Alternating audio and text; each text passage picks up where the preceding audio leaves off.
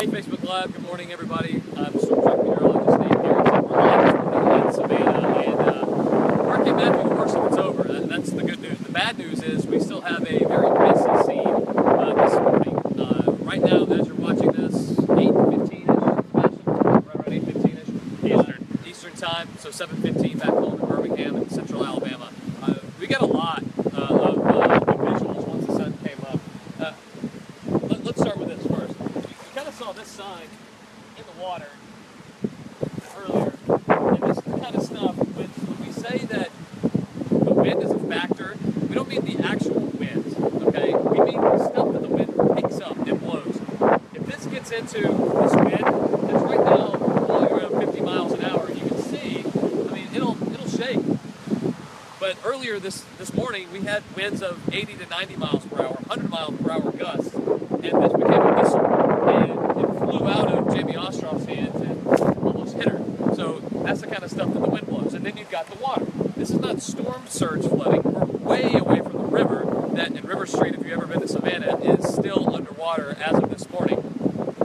This is just rainfall that drained into a parking lot.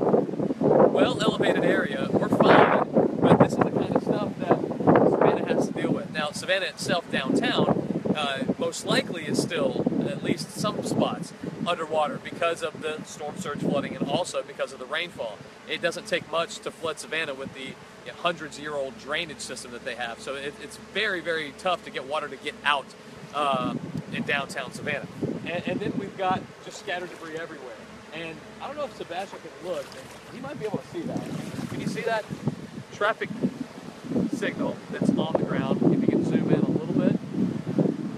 There's a traffic signal that just got ripped off the pole, or ripped off the wires this morning too. We thought it was a road sign getting torn off the post, but it was actually that traffic signal. So thankfully no one was driving when that happened, or no one was out and about. So there's still a lot to clean up. Also, the other story is the area of islands that surround Savannah: Tybee, Whitmarsh, Skidaway, Wilmington.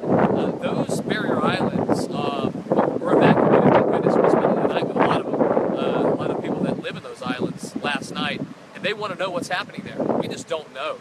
That's going to be the story here for the next several days, especially in Tybee Island. We were in Tybee Island on Wednesday, early Thursday morning, and it doesn't take much for the road that leads from the mainland to all those barrier islands to get washed away, especially from the last barrier island to Tybee. They might not be able to get back to Tybee Island. The road might be washed away, so that's going to be a story we have to follow. Of course, we'll keep you updated on air and online. But here in Savannah, Matthew's worst is done, but there's still a lot to do around here. We're going to check in with you guys a little bit later on.